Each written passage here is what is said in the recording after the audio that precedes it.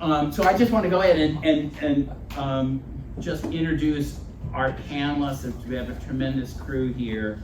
So I'm going to sort of hop around. So starting with Quinn, who's class of 25. 20. So we'll sort of start with Quinn, and then we'll just sort of hop through. Why don't we sort of do in reverse class order, just so everybody knows who's going next.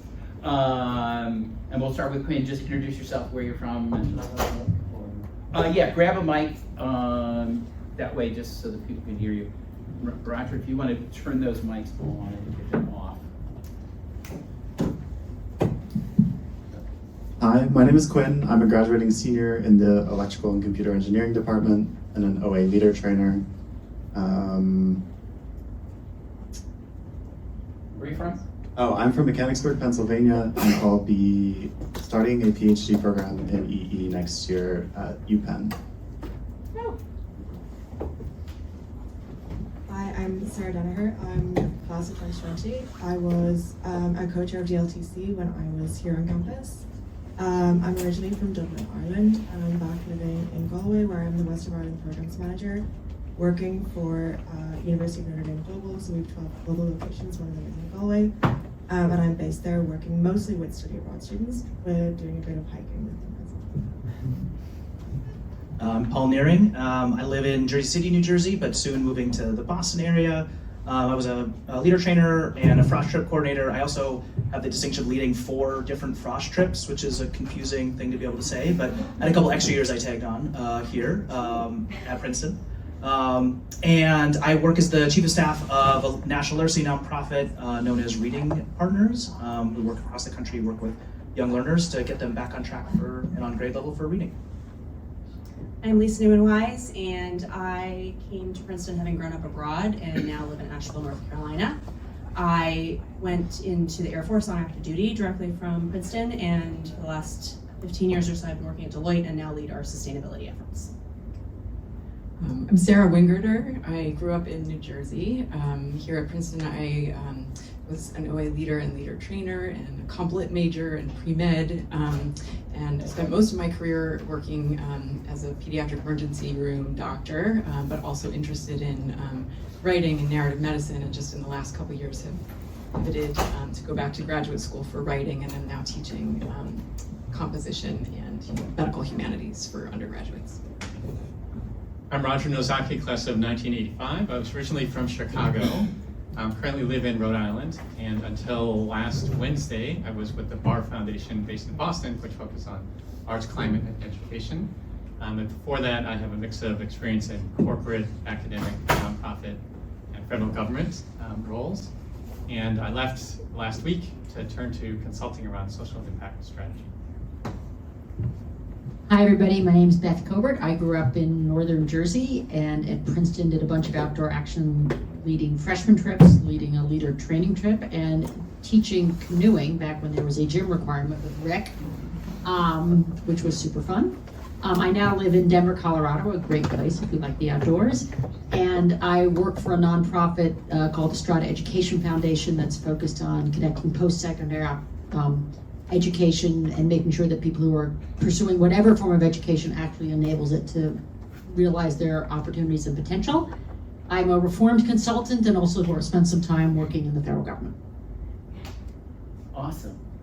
So we're going to just explore some different sort of topics of leadership with a panel, and then open it up for all of you to sort of ask questions and turn it into a discussion as well. So just sort of throwing the first sort of question out there is, what role does leadership play in the work that you do? So anybody can just.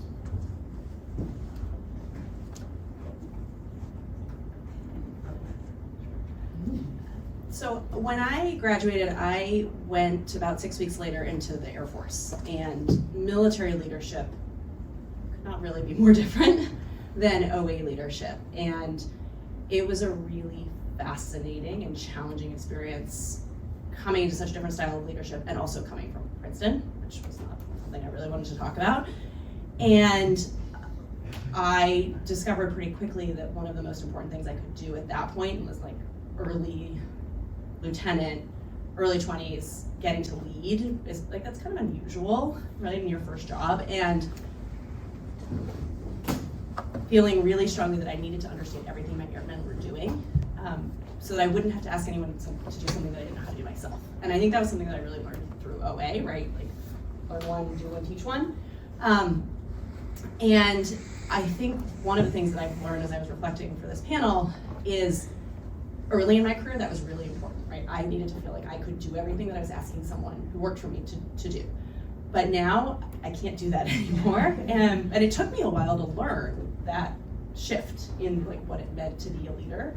I needed to be comfortable enough to ask people to do something that I didn't necessarily know how to do. And that's really only something that I've gotten comfortable with in the last 5 years or so. I probably should have learned it sooner.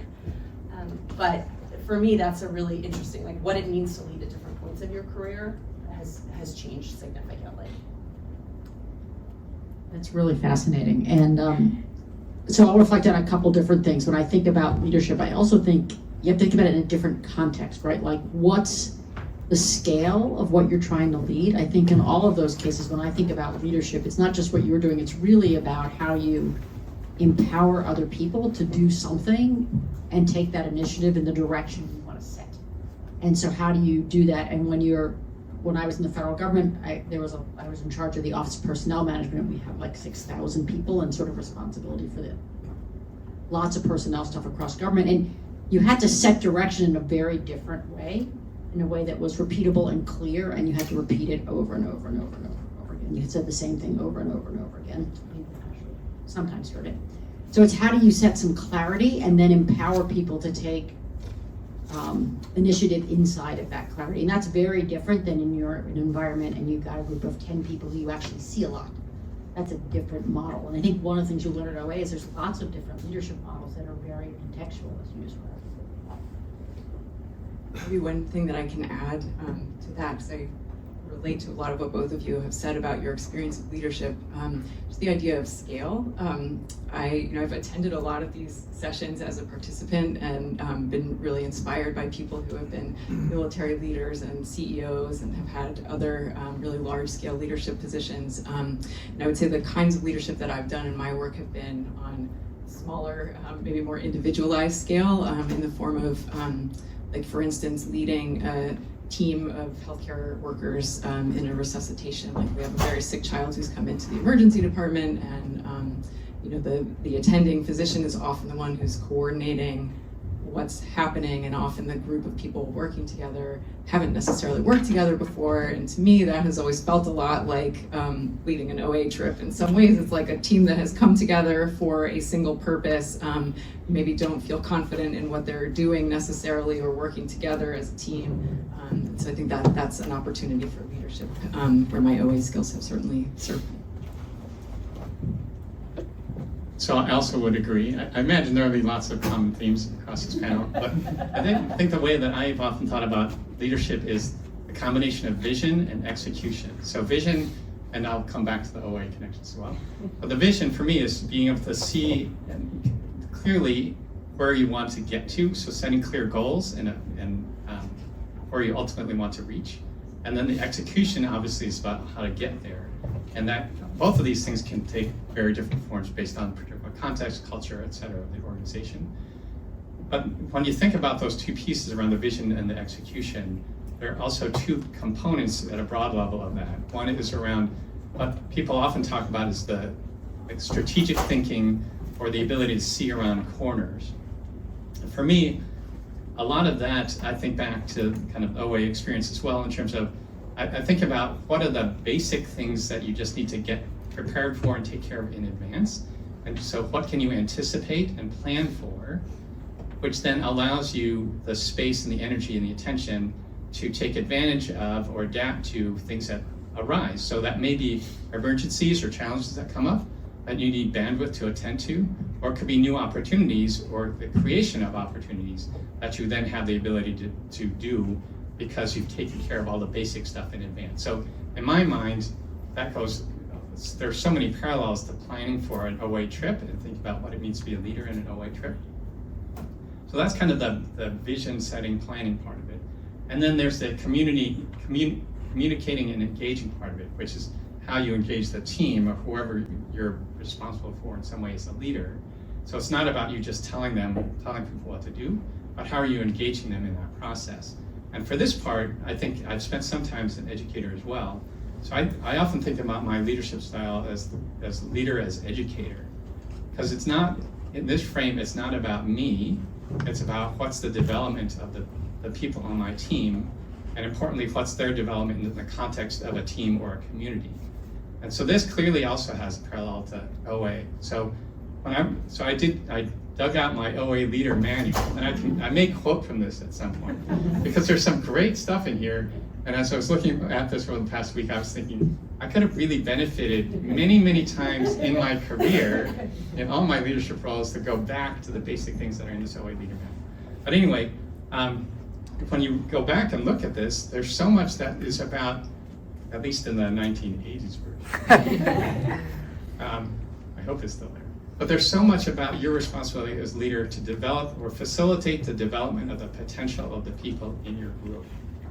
And that felt to me like it was baked into the OA leader role and training. So it's again, not just about like having a great time, even basically helping people develop basic skills.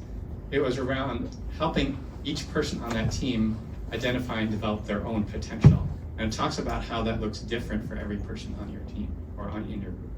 So there were just some great lessons from this that I think are very much relevant throughout any kind of leadership across the stage of your career.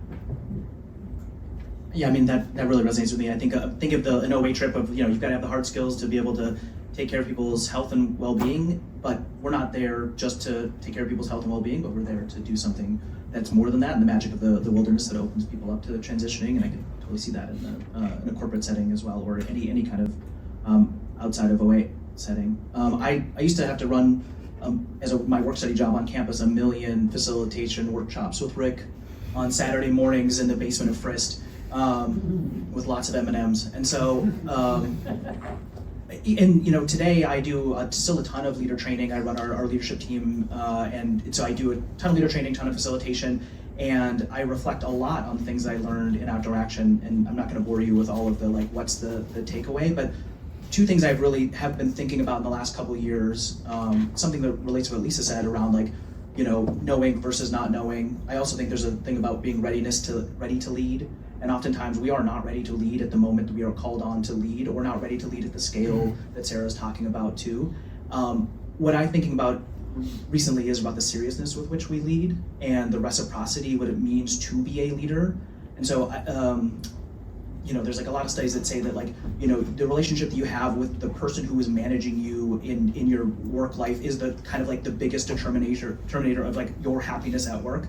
It's yes, all the things about having a great sense of purpose at your job or a connection, but it's is the person who is actually managing you, do you have an intimacy with them? Do you have trust with them? Do you have a sense of connection with them? Does that person care about you? And so I think a lot about what it means both as a manager and as a leader to have a deep sense of reciprocity with the people that you are leading, and the sense of responsibility that you have in the way that you lead. And there were times early in my own career where I was managing people in their careers, and I don't think I had the care that one needs to in order to do that sort of leadership. So I've been thinking a lot about the reciprocity piece. And then the other thing I just think I would want to bring up is the idea that the hard skills are so important when it comes to all the leader stuff. And yes, you gotta be able to figure out how to use a SAM splint or something like that. But again, this is not a surprise to anyone, but the EQ, the emotional intelligence stuff is the thing that is so important when it comes to leading, and your ability to manage yourself and your own behaviors as a leader, to work with others in a societal setting, to build a team in the way that Roger said, all of that stuff is so much harder to do and so much more high impact than being able to say I know how to crunch this spreadsheet or do this thing. And so I don't know how, that is the thing I think I took away the most, is the idea that yes, these hard skills are here to really serve the soft skills that are transformational for the leadership we're trying to do and the people we're working to lead. I want to echo a lot of what Paul said. I think OA takes this idea of leadership and maybe boils it down to you have to do like a few things. You have to get to camp, you have to go to bed, you have to eat, you have to drink, you have to keep people safe. And beyond that, you have to develop like group dynamics, and you have to bring people together who have like come from all over the US and internationally and just build a community.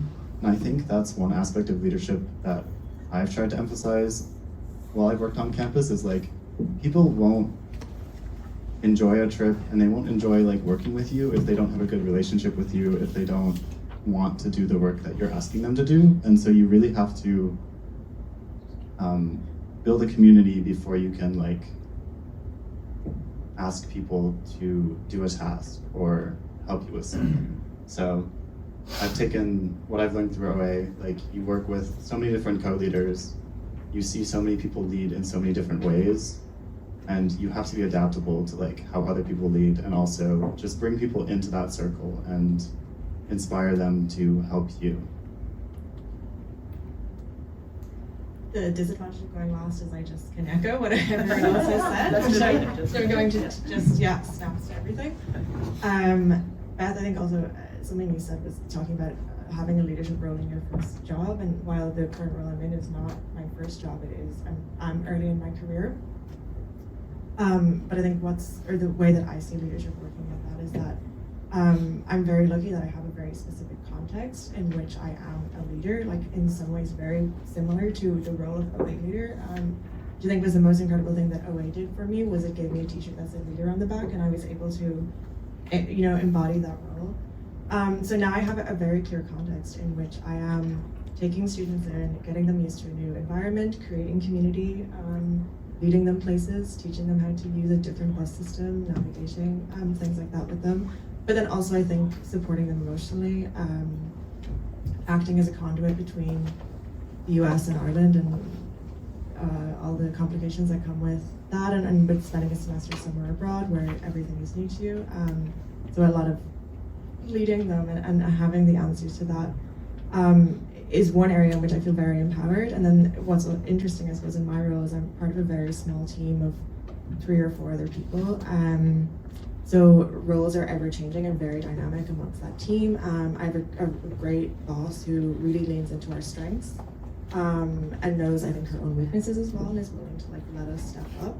So that's a fun environment to feel like I don't need to be a leader. I can make mistakes in that area of my job and then switch back into being capital L leader where I have all the answers and know everything.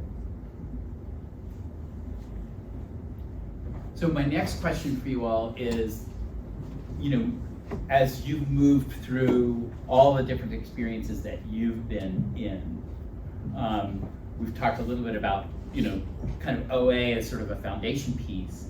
What are the tips that you would have? Like, what are the things that you would tell yourself, in that earlier moment in your 10 years ago, 15 years ago, whatever? Like, what is it that you learned as being in that role as a leader that you would sort of share and pass on to other people? Imagine that this is a leader training trip, and all these folks are like, oh, we're all trying to be leaders now. Like, you've got this wealth of experience to share. When you just got off the trail from just doing your last leader training trip, what was one of the things that you shared with your participants that you thought was important for them? I think, like I said before, emphasizing the aspect of like community and support is really important, especially on Frost Trip, but also in any leadership context. Building that willingness to help out and just like making people enjoy the work they're doing is really impactful and will bring a lot of like energy to the group, and a group will work more coherently, like cohesively, very you'll get more things done, you'll do things faster if you like spending time with the people you're working with. And as a leader, it's really important to develop that sense of like community within your group and community within like the broader Princeton community, especially on OA.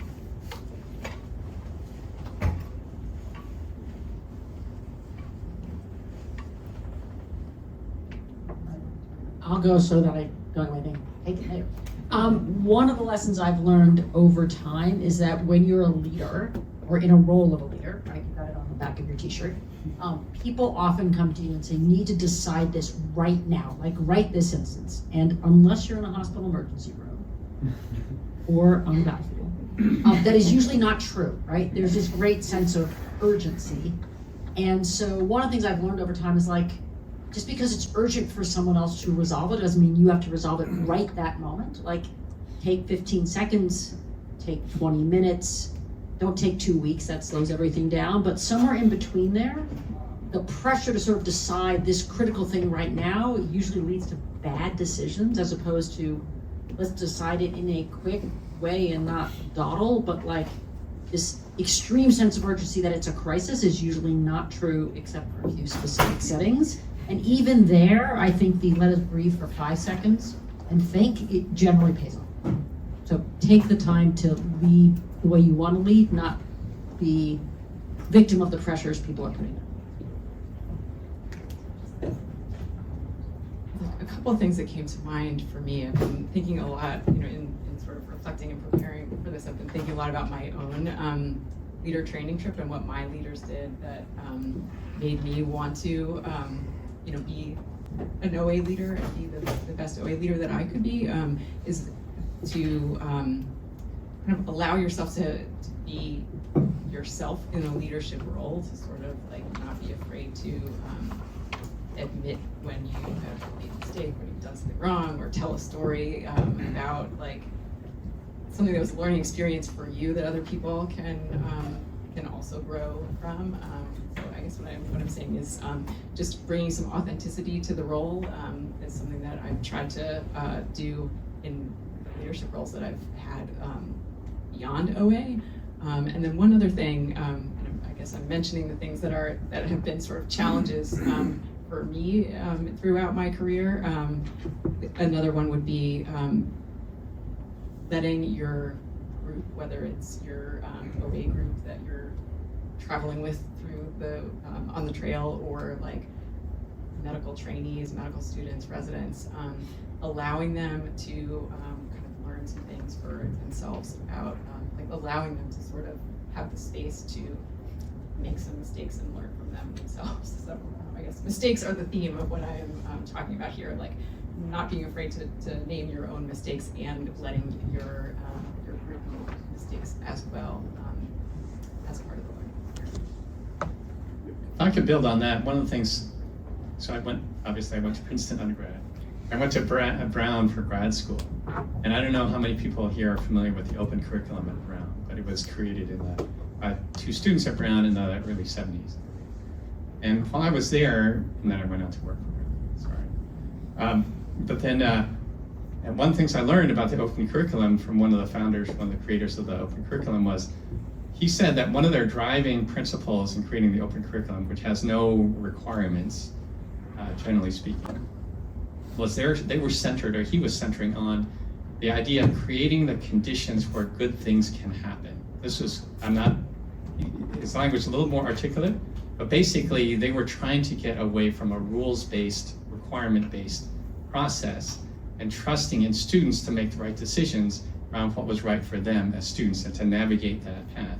So they were really trying to take out as many requirements and rules as possible under this idea of creating the conditions for good things to happen.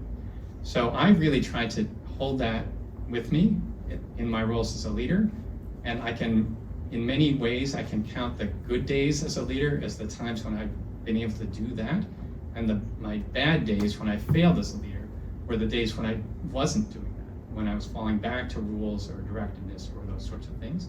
So I've always loved that phrase or that idea that he came up with that I took away from that conversation.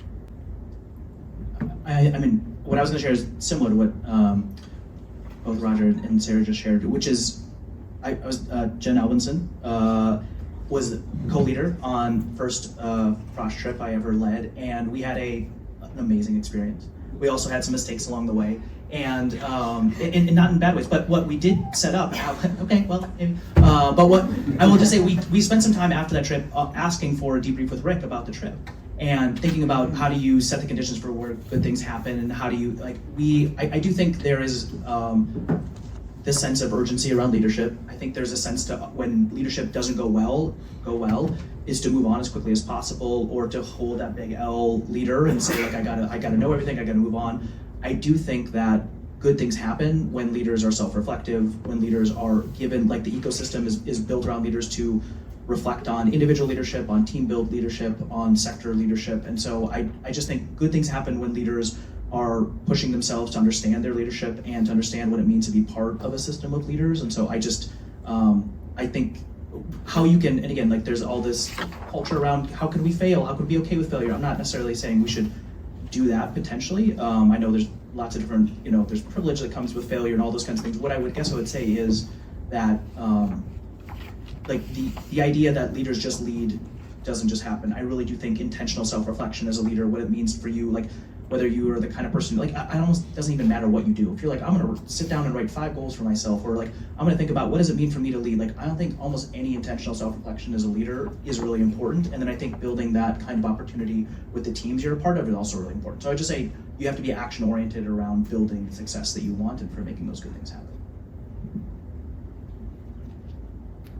I was waiting for someone to say the word debrief, because that for me is the biggest biggest takeaway. I love debriefing. I was not a debriefer before I started being an OA leader. I think some of my most memorable OA experiences were in the debrief with Rick afterwards. I've debriefed with lots of people in this room late into the night. It's like something I think I've just taken into every other aspect of my life, analyzing what went wrong, what went well, what can go better. Echoing everything you said in terms of the self-reflection, and I think something that I really felt about OA as well was, as a frosh, you don't really have any concept of all of the thinking work that is being done by all of the people, and it is hours and hours of writing and thinking and prodding, and is this the best nod, and is this the best rouge, and is this the best frosh game, and how can we change things. And what I loved as the transition from being a first year participant to being co-chair of the LTC, like, I just really think a lot of that was just thinking about OA, and it was so fruitful and so enjoyable, and something that I don't think is maybe seen on the surface, but has become definitely a very important part of my own leadership and my own life in general. So. I really appreciate all the comments so far. I think I have just 2 quick ones to maybe close this out. Better? Okay. Remembering as a leader to put on your own oxygen mask first, and what that means at different times. Asheville went through a really devastating disaster last fall, which some of you may know about, and in order to be a parent and take care of myself, I just let everything else go for a long time, and that was pretty uncomfortable, because I think I've been trained to be a servant leader, and stopped doing anything else besides being a mom and taking care of myself for about 6 weeks, and that was just critical. And I think related to that is, with my teams, with the folks that I'm leading at work, knowing when to break frame and just be a person has both helped me be less robotic and be more human, which is feedback I've gotten from people senior to me, but also has always allowed the people that are working with me and for me to step up and enable those conditions, as some other folks have said, right, to cultivate other leaders. So again, somewhat more recent relearned lessons for me.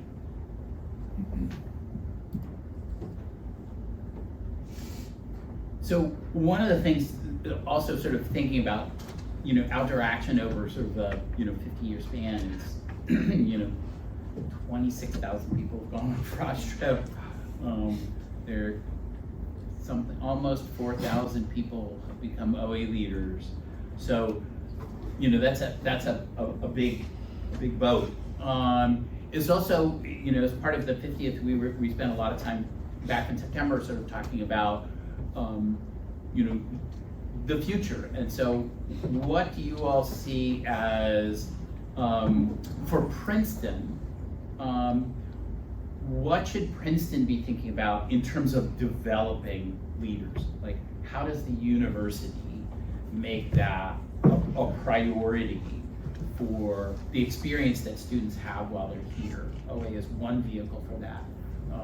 But how should we sort of think about OA and its ability to impact leadership more broadly on campus?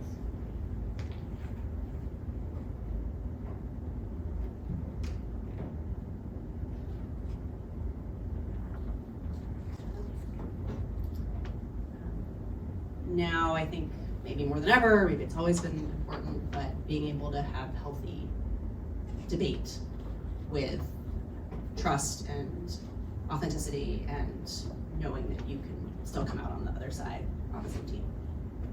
I think it's really important. There's something about being outside that I think makes that a little more possible, right? When you're relying on those other folks to help make camp or do whatever it is, or carry your weight. Two gentlemen right there carried my weight on our pre-graduation trip because I dislocated my collarbone. So they carried all my heavy stuff so that I could go on the trip. And we have things we debate about, but I think being able to open up those conversations in a place of trust is something that I think Princeton is trying to do more and more of, and we need to make possible for our teams in working on it in the rest of our lives.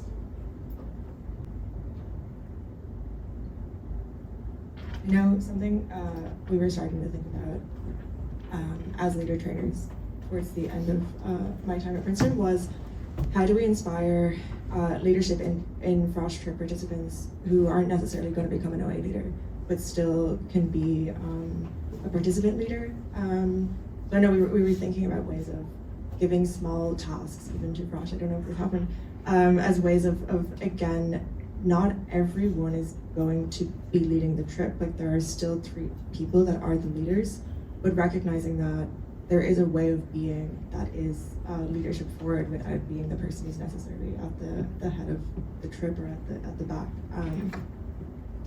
So I think, yeah, finding ways, and I think that's a way of being in leadership in community as well, and it's less of an individualistic way of thinking about it too. It was more of we are all leaders. Some of us just happen to be wearing the t-shirts, but we all have the potential to be leaders. And definitely that's what my Frosh Trip did for me, so that was something that I felt I thought a lot about, was how can we inspire this in a way that doesn't all look the same. Not every leader is going to be an OA leader, but they can be a leader in a different way.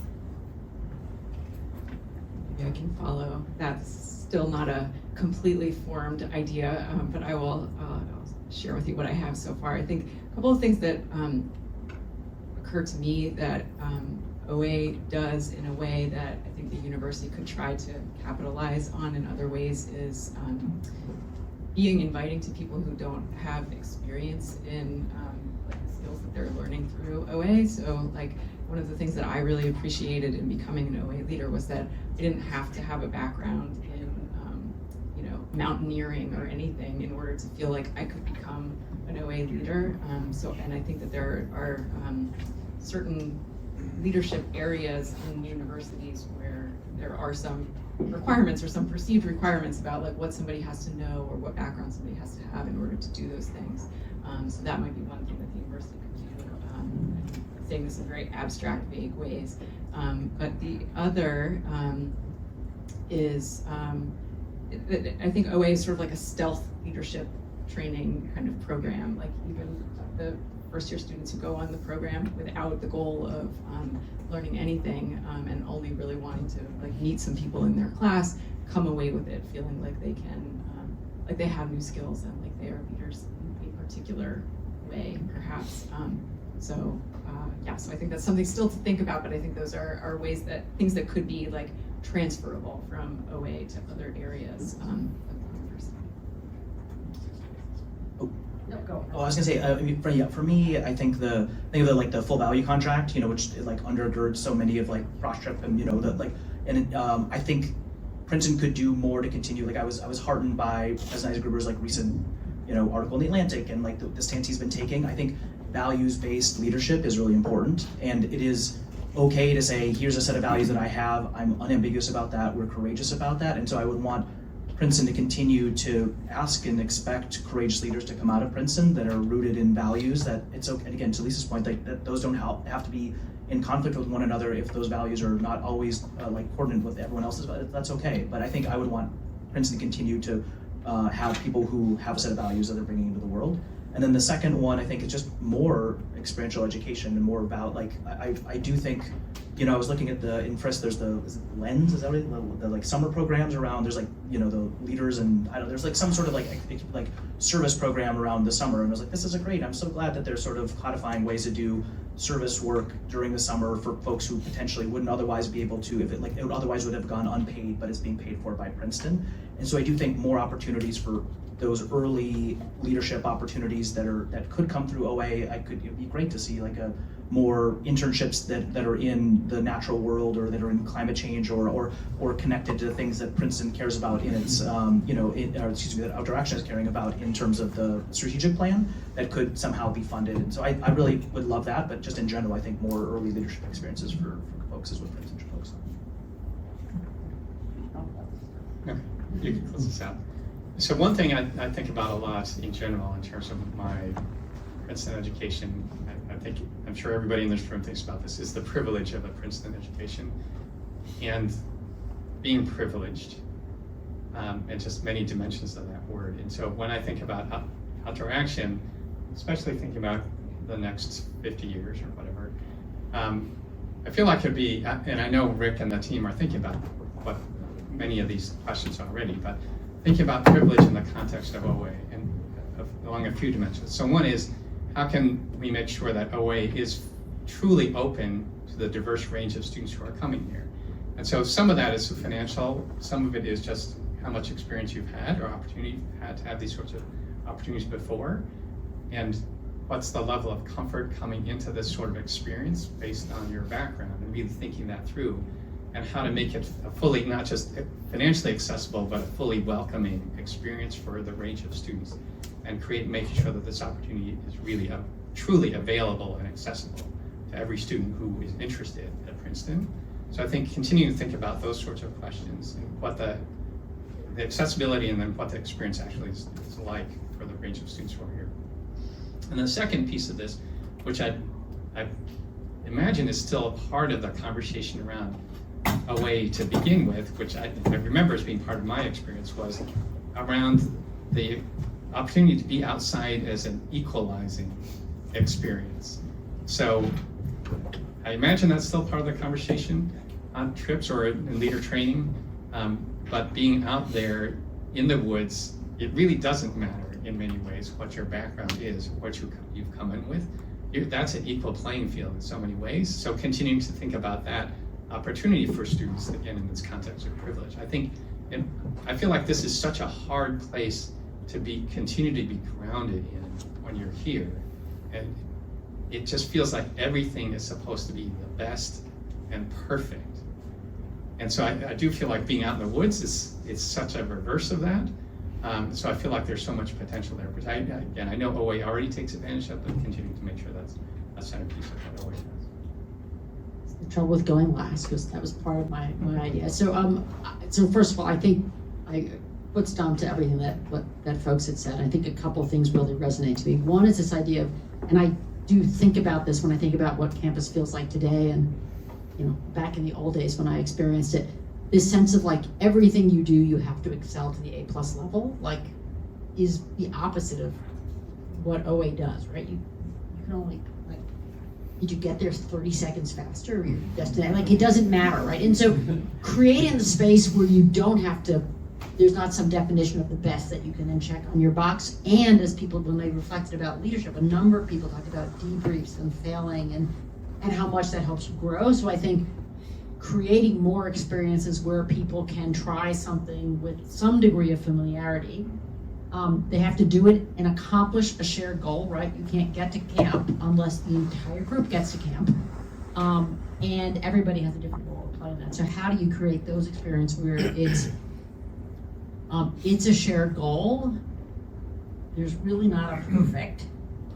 And it's the sort of process of the experience which is designed to help you learn and build bonds and build community. And so it's the experience of it as opposed to the goal that is the winner. And I think that shared thing also helps you solve, which I think the fundamental issue you teed up about, how we are able to sort of accomplish things together when we don't all agree about everything, right? And yet still be part of a group. And I think the environment and what you do, but more experiences where the process is as much the objective function than the gold star at the end, because there is no gold star, just really good pictures. Yeah, and I think as this year's co-chair, I've noticed that a lot of the LTs are in leadership positions around campus. They're presidents of eating clubs, they're working with like a music group or the student advisory board for the art museum. And I think OA teaches you like to question why you're making a decision. Like if you're on a hike and you're trying to like make sure you have water at this point, you have to be like, let's track back from here and figure out this is where we need to get water, this is how long it'll take to filter it, this is how much like time we need to spend here. And from OA you sort of learn, why do we do this? And if you have a different end goal than someone, your reasoning for doing that could be the same. Like if you have a freshman who's coming in and they're really nervous and they found someone who they really want to spend time with, and they're kind of forming what we call like a little clique, they're trying to build community. They've just found someone that they really like mesh with, and your goal is to build community within the group. Their goal is to like meet people they want to spend time with, and that's at the root the same goal. And you just want to understand where other people are coming from, and when you go into leadership, it's important that you get that perspective. You get to work with so many different people, and while your methods may be different, your ideals and your values may be the same, and it's important to like get down to that at its root and then figure out where to go from there.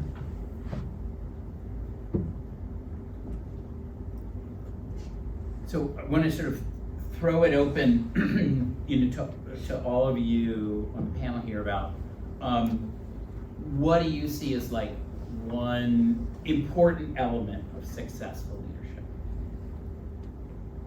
What's something you would target?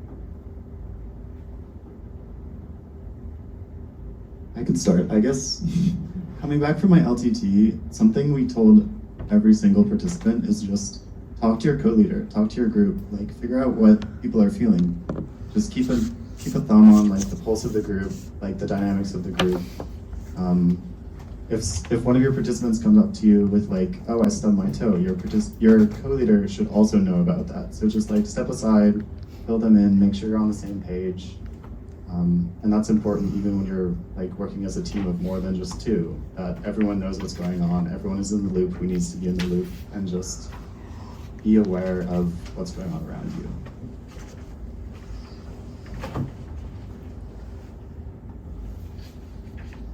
Can I say two things? So one is, I'd say, maybe it's three things. So the first one is two things. Curiosity and wonder. I feel like to be an effective leader, you constantly have to be curious about the world, curious about possible solutions, curious about the people you're working with. Once you close your mind, then I think you're lost as a leader. So, and curiosity with me goes along with wonder goes along with gratitude. So just being able to kind of appreciate the moment and the role and the opportunity that you have. So that's my 3 in 1, first thing. The second thing is the importance of having mentors. And I say this in part because it's true, to have good mentors, role models, etc. I say this also because of who's behind us. And I love the fact that for all of us up here, Rick is just kind of in the back. We can't actually see him, but he has taken care of everything. And this, I feel like, is my memory of Rick. When I was here, he was well, occasionally he was in the forefront, but most often he's in the background taking care of everything, making sure everything's set for us to do what we needed to do. So Rick continues to play this role for me 40 years later. But more broadly than that, I feel like I know I'm stretching the analogy a little bit, but the importance Rick really was a mentor for me here on campus.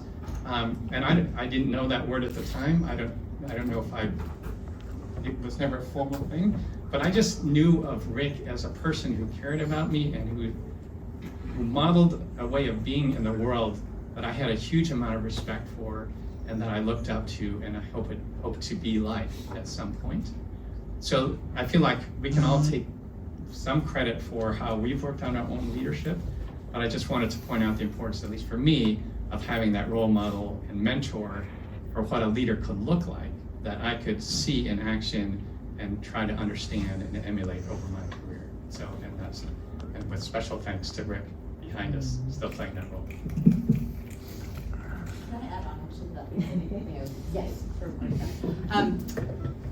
As Rick did, I think, for many of us during our time at Princeton, and as I now try to do as often as I can, one of the most important leadership skills is to let the group figure it out. Mine to just watch and decide when to intervene. Rick is excellent at that. I'm gonna go because it's sort of similar. I have the mic in my hand. No, it's good. It's helpful. So I'm gonna go for the 2 for 1 because, so to me, when I think about effective leadership, it's this combination of vision, which you talked about before, and listening. Because you have to know where you're going, but you also have to take the feedback in about what you're doing and how you're gonna get there. And to me, effective leadership combines both vision and listening in an interesting balance in your comments. 2 for 1. You're not following the rules, Rick. I'll just do a different version of Lisa's oxygen mask, which is that it's, as a leader, oftentimes it is easy to focus on everyone else's, what do they need, what is their leadership, what is their professional development. I just really do think, how do you think about your own, is there a conference, is there a group of people, is there a mentor? I just think you just try to do more to think about your own development. It doesn't mean you can't be humble about your next 2 or 3 or 4 steps, but you should be, how do you think about where you're headed next?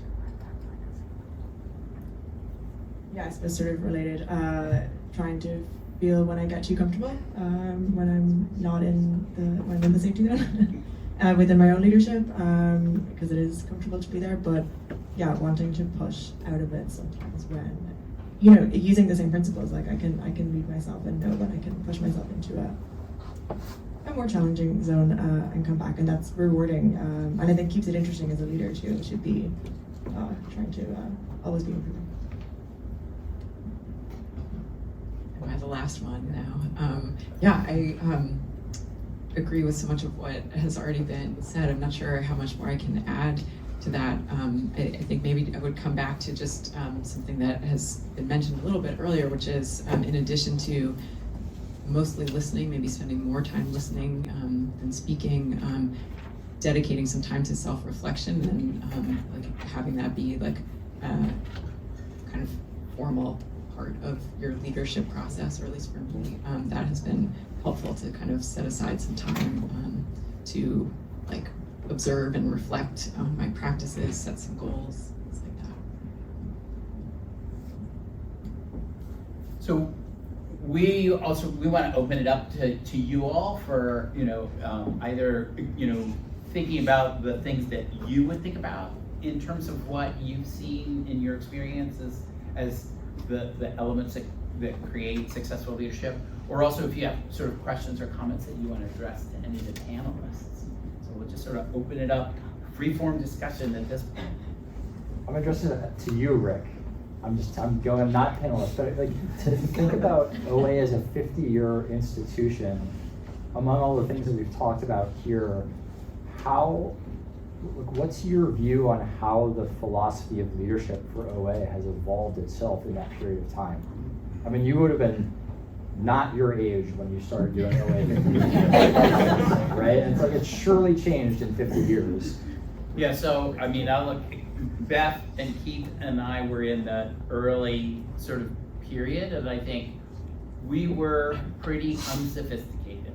In those days, the goal was, and this was true not just of OA, it was true of Outward Bound and Knowles and everybody. It was just you just throw them out in the woods and good things happen. And there is a certain organic nature of if you put people out in a small group and they're gonna have to hike from A to B and they have to collaborate, as Beth was saying and stuff like that. You do build things and stuff. But I think what's evolved a lot has been the notion, as Sarah and Quinn talked about, that there's also an intentional way to do that, and so I think we are much more sophisticated about what leadership looks like, and if we're supposed to be training people to be effective leaders, whether it's a full value contract, whether it's, all the things you all have been saying, like when are you in charge and when do you step back and let things happen, so I think that for me, there's not that much difference on the technical skill side, from gears change, but ultimately not a huge difference there. But a lot of it is much more about, a good example is something that when I think back to our days that we didn't do, we now do a thing called hometowns. And Quinn, do you want to explain what hometowns is? Sure. Yeah, hometowns are something we do during every trip where every participant sort of gets a chance to tell their story in a way they want to tell it. And it's usually what we do is like we sit around a fire or we sit around a water bottle with a headlamp on it that looks like a fire. And people just go around and take, some people time them. I prefer to let them end organically, which sometimes is a poor choice with time, but people don't talk forever, so.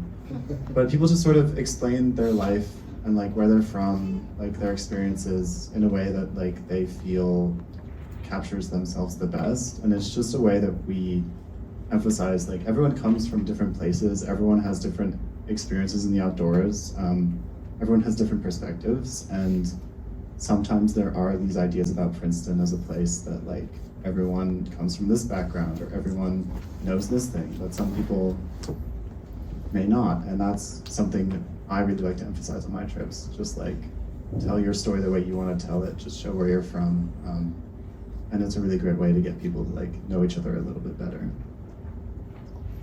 And I think, when the Frost trip used to be 6 days, and then it went to 5 days, and then with the change in the academic calendar, it went to 4 days.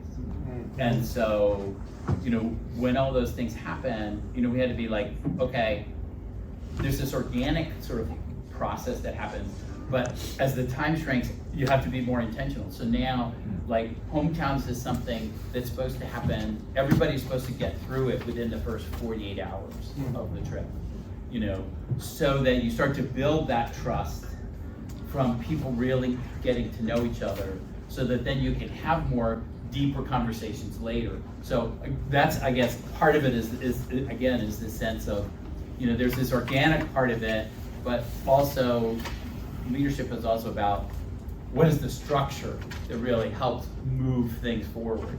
So I guess that's how I would answer your question. And again, other people, you want to sort of Rain helped a lot when we were doing. Rain helped everybody move forward and be closer. I'll just comment as the one person in the room that's been here longer than Rick. And I was on the first Frost trip. I was leading the first Frost trip, sort of. OA, we talked about leadership. There's always, and I've been quoted as saying, when we started, if you could fill a canteen, you could be an OA leader. But that's not true. From day one, it's always been two things: safety and leadership. And we had project use, and they were talking about leadership styles from day one. So it's been an evolving process, but it's been, since day one, it's been leadership and safety. Okay, thanks, Bill. Other questions or comments, things you all want to share? May I ask a question of the whole panel? I'll try to edit it, but Paul talked about values-based leadership, and I think other panelists kind of alluded to what attracted me to OA and continues to, and the characteristics of the people that I would consider great leaders are that values and an ability to articulate and align goals and actions with values, with empathy, and a summary of things that I'd call character. ideally, everyone would have the opportunity to learn those things in OA. Ideally, every organization would develop character and leadership throughout. But my experience is there's a lot of mid-career people transition to management, and they're getting leadership training, which to me is kind of some sophisticated management techniques. And I feel like for some people, if they don't have those values-based leadership, character, they're behind the 8 ball, and no amount of so-called leadership training, or it feels like that process is too little too late, maybe as a skeptic, and maybe your organizational experiences are different, but do you share that pessimistic view that maybe it can be too little too late, or there's something else that can be done, those things can be developed if someone's not coming from this background? I'm just sort of interested on your thoughts on how would you start?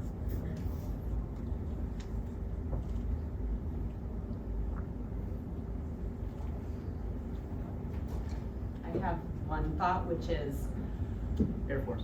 Do you want to grab the mic? yes, sure. Well, thanks, John.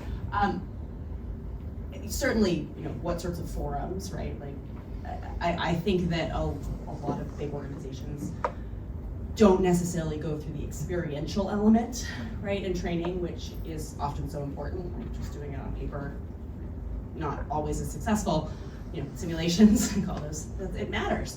I have a question more than a pessimism, which is, I don't think everybody wants to be in a leadership role. Some people are very happy to be individual contributors for their careers. And that should be okay. And that, I wish that there were opportunities for that to be, like people to progress in a really meaningful way and to be recognized for those experiences and skills and what they can bring. So that's a bit of a opt-out answer, but I think sometimes we force people, or that's the trajectory, in order to advance, but it requires in some cases really different skill sets, like than what people necessarily want to lean into. I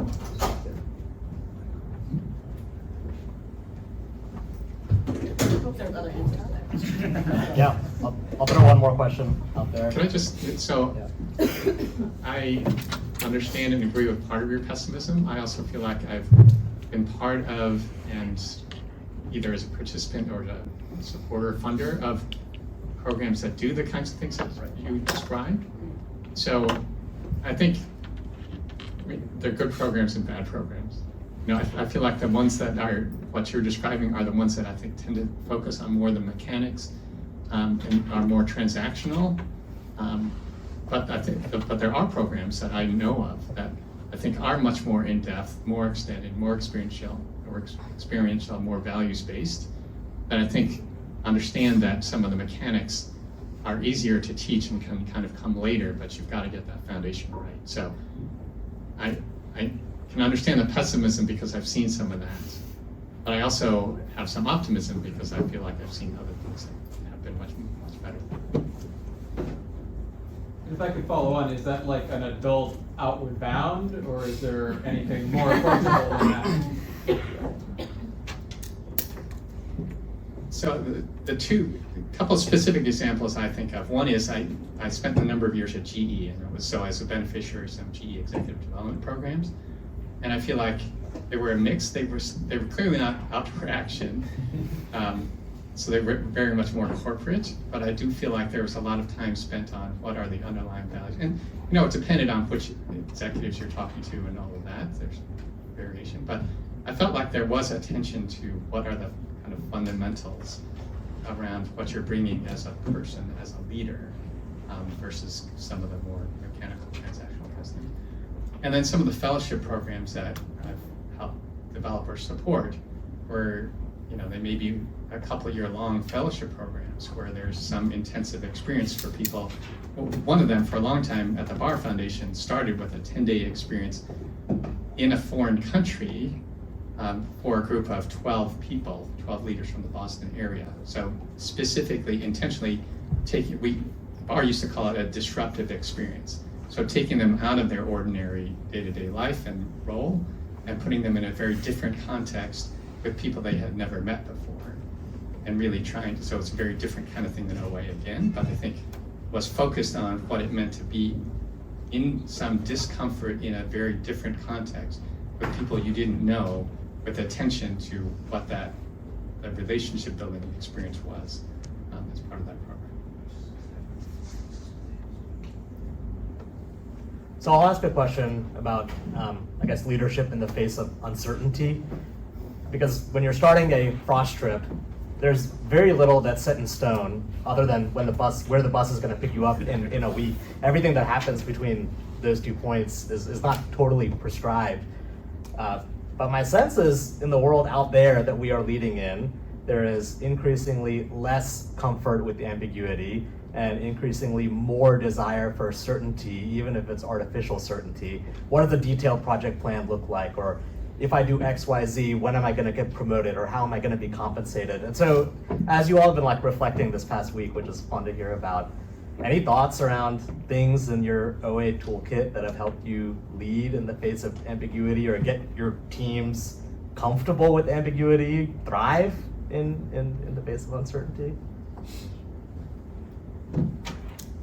So I'll start. So one of the things I think when there's so much ambiguity, if you think about an interaction, like you know where you're going, right? But like, what are the things that are sort of the no regrets move, right? Like, you know, if we're not sure where there's water, we may want to get some water now, which doesn't dictate the whole trip, but dictates what you do next. Or whether it's in a business concept or an organizational context, what are things that, you know, as you look at the array of possible outcomes, are probably going to pay off, and how do you do some of those, both because they're going to have value, and frankly, from a leadership, it gives people some momentum and some confidence as opposed to being frozen. And when people get frozen, they don't think clearly, they, you know, can overreact. So to me, one of the questions is, what are a couple of sort of momentum building things you can do? Because you're hoping to get more clarity, and even if you're not, you're going to be in a better place as a group to make a decision. So that kind of early wins, no regrets move, pick your favorite business phrase for it. Yeah. That kind of stuff, it really does help, actually, emotionally and substantively. Yeah, I mean, I definitely agree with that. I'm thinking about the, like, one is I have to acknowledge, at least, you know, so our organization, we work with 350 AmeriCorps members. We've had AmeriCorps members get cut. We've had, like, I will just say, like, the amount of uncertainty out there, at least in my organization, is a lot higher than it has been in the past. Like, you know, the chaos feels like it's part of the point, but there is more people doing less good work out there because we're not focused on serving young students in literacy. We're focused on, like, checking in with what's going to happen in the federal government. Are we going to have, you know, do we have to strip things off of our website? Just things that are a few years ago would feel shocking to the person who is here now helping lead, and anathema to a lot of things the organization I work at believes in. And so there just is more uncertainty. At the same time, I think you're right that there is more. I'm just trying to acknowledge that I think your premise is right, that there is more focus on how do we create more certainty where we can. And actually, I think that's in some ways is a good thing. I think, you know, several of us work at organizations where we are literally trying to imagine a different future than the present we have right now. We are working on justice. We're working to build a more just world. And so I think sometimes that certainty, you want that to try to understand where are the inequities, and sometimes in the uncertainty or the unsaid things, that is where you end up with, you've had unequal systems, or you've had pay equity issues, or things that have come up, or people are getting promoted in different ways because you haven't had systems that actually help you in a more thoughtful way build perspective. And so all to say, like, I just want to acknowledge, but I think there is more certainty, but at times I think that's not necessarily a negative.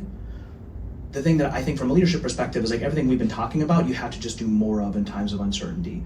You have to communicate more, and it's like, it's just exhausting as a leader. I'm just exhausted every day thinking about all this. Like, you have to communicate more, you have to be more empathetic, you have to build more space for the teams you're working with. And I'm sure folks would say things like, it is also a time for curiosity, it's also a time for innovation. It's all like, you can lean into those things. You're like, okay, this is our time to, like, throw out the book, like what can work, and like if you have the opportunities and resources to do that, like, you can do some really great things. And I mean, I imagine many of us during the pandemic, our work life and the work we did looked a lot differently, and I think similarly now, like we have that opportunity. So I would just say, like, as a leader, you have to kind of double down on everything you are doing, but if you're able to do it successfully, I think you can build something really great and you can support people. But again, you got to focus on their support and ability. That you got to put on your own oxygen mask. I love that, Lisa. And then you got to put on theirs. And then after that, you can like, okay, now can we actually land this plane? So. Say maybe a couple brief things about two different kinds of uncertainty. Not exactly the scenario that you're describing, but this relates a little bit to what you were saying, Paul.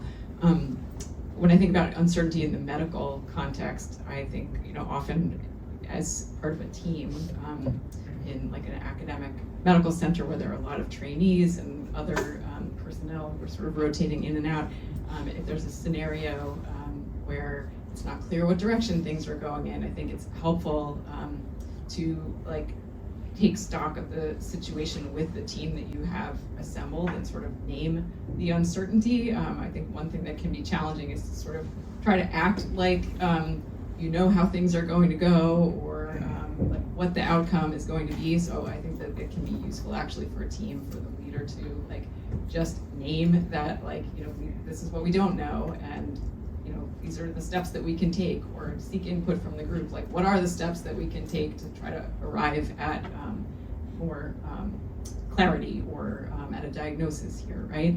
And a more, I would say, kind of timely example of uncertainty that may relate a bit more to what you're talking about is like teaching in higher ed right now. Uncertainty is something that I think those of us who are teaching are thinking about a lot, and maybe our students are thinking about it to the same degree, or maybe not. Like, one thing that I've been doing in my writing classroom is just to sort of name the uncertainty in my own institution, and also ask students what's on their mind, like what are they feeling about these times that we're living in, like just ask very open-ended questions and have them free write on it a little bit, and they can share with me or not, but like that I have found super useful, just to see that like sometimes the things that I'm feeling uncertain about, or that I think are like the big uncertainty, are not the things that that my students are worrying about. And that's, I know that's sort of a different leadership scenario, but I think it applies in other leadership contexts as well. It's a reminder to me that I don't always know. I often don't know what other people are thinking, and so like just checking in and communicating about these times of uncertainty and whatever that term means for the people in your group can be useful in terms of just being on the same page moving forward. If I can just add one last quick thing, is back to the values point. So I feel like having clarity on your values, going back to those values and trying to understand what those values lead you to do, because you can't anticipate every possible situation now, or plan for every possible situation. But if you have clarity of values, that will give you a good starting point for whatever ends up coming. Paul, you inspired me to think back on our frost trip that we led together and all of the leadership moments we had there. And I would love to hear some of your outdoor experiences and what experiences y'all had, whether leading an OA trip or another kind of outdoor moment that taught you something about who you are as a leader. I have a very clear one for that. So I was leading a freshman trip. It was my senior in the hurricane. Yeah. So it was the fall of, it was the fall of '79. We had all gone out with the freshman trips. We knew there was a hurricane coming, right? We didn't have to remember, there's no cell phones, right? No cell phones, no GPS.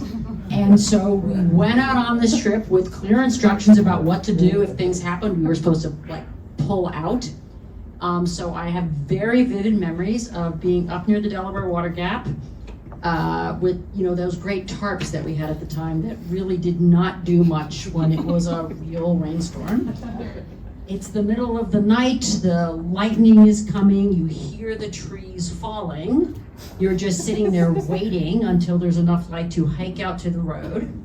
And then when you get to the road, because you don't have a cell phone, you have to decide whether you're going left or right to find what we found was actually a dive bar that was open and had a payphone, and we called somebody from Blairstown to come pick us up.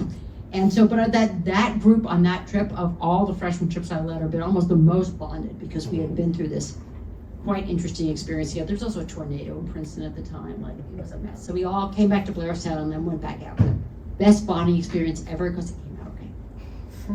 Hurricane.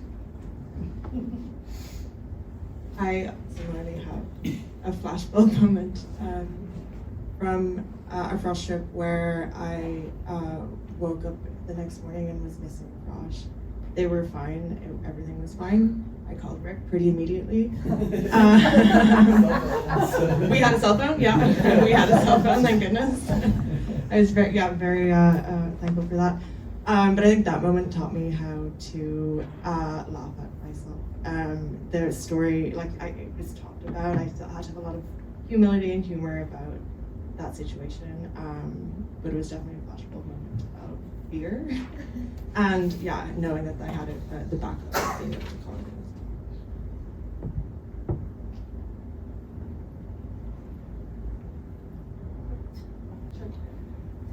A quick one. I went to Patagonia during graduate school with a few friends, one of whom is a Princeton OA leader as well, and some friends from grad school, and we were in the Fitzroy region, and we woke up to 3 inches of snow, and we were like, well, we had some plans, but this is not what we were ready for, and so we had to bail out, which was really disappointing. Like, to be all the way down there, we'd actually spent a night with Laura on her boat a few days prior to that, which was amazing. But just accepting, like, we could push, but this is really a little risky, like with only 4 people and not the right gear. And then we were hiking the W and somewhere else, and one of the folks we were with, who did not spend as much time in the woods, was wearing new boots, and so we again had to bail on it. This is not what we came down here to do. Like, we thought we were going to spend these like couple of 4 or 5 night trips, and we ended up mostly in hostels. It was disappointing, but I also it was a chance for some real personal reflection and some time and some time with friends. So that's one little thing that I often come back to. Like, sometimes the weather is just not on your side. Other questions or comments that people have? We want to hear from your experiences as well. Do Fresh carry cell phones on all OA trips now? I was wondering that too. Yeah, like that would really change. Their own? Yeah. Do they carry their own now? Yes, and so that's now become more of a battle. Yeah. And in fact, Judd Brewer, who's class of '86, who was at the 50th, who is a psychologist, and he spends a lot of time. One of the things he spends time is in mindfulness and also addiction, and he said, being on your cell phone is like an addiction for this generation. They can't go for more than a few hours, and his recommendation is I'm sure some of you are familiar with various high schools are starting to ban them. You have to put them in a little pouch when you get there, get to school, and you get them at the end of the day. So we're trying to think about how we do sort of no phone zones, and say it's very hard, particularly because everybody does some kind of a small group program. That's a requirement for all incoming first-year students. So you can do outdoor action or community action for community service or dialogue and difference in action. It's because it's required. Sometimes people don't want to really be there. Like, they're unlike when it was an optional pre-orientation program and everybody had voted with their feet to say, I want to do this thing.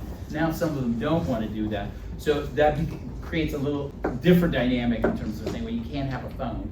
So what we're trying to do is more find the thing about saying, hey, when we're in camp and we're cooking dinner and we're supposed to be spending time getting to know each other, that should be a no phone zone. Like, you should be spending your time interacting with these people, not texting your friends.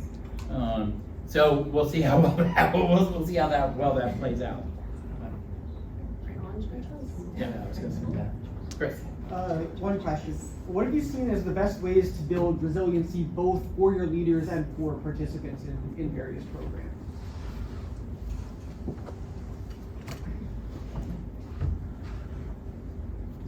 I'll just share a quick one on, Sarah, you were mentioning earlier about the getting yourself stretched to sort of your limits. And I think ways where you can stretch folks, but in ways that are that they know that there's also support there too. So I have often said to people, hey, this is a stretch project for you. This is going to be, here's the 3 things that, you know, we're going to work on, but I want to let you know, here's the ways I'm going to support you. Or like, I would never set you up to fail. I think both the like, so I think there's ways to build resilience by allowing people to expand on their leadership, but in a way that like, they know that it's like, they're not going to lose their job or something like that based on that experience. So how are the ways you can set up meaningful but not necessarily unsupported, unsafe ways to sort of stretch leadership? Yeah, I think someone mentioned earlier that rain really brings a trip together. I think having something small be a problem or an issue or like go wrong can really build a group up, because you have to like support each other and bring each other together. And as a leader, it's really important that you facilitate that and you make sure that your mood and you sort of are able to keep morale of the group up. And if you do that successfully, those are some of the like best moments people will remember. They'll be like, the weather was terrible, but we were all sort of huddled under this shelter playing games, and that was my favorite part of the trip. So I think just accepting that things will go wrong and making the best of any situation. So that's, how many people here know the type 2 fun? So, Sarah, do you want to explain type 2 fun? Sure, type 2 fun is not fun in the moment, but it's definitely fun in the aftermath. Rain, definitely. Ticks, lightning protocol, these are all examples of type 2 fun. Going up a steep incline, type 2 fun. I was just going to add like modeling resilience as well. I think vocalizing. I'm having a hard time right now as a leader, like hearing someone say that, or I feel like you've been saying that on a trip. My pack is heavy, but I'm gonna keep going. You know what I mean? Like just, it's so simple to just not do it like that. Well, we want to be mindful of time. We're at 4 o'clock. If we can have a round of applause for our wonderful panelists.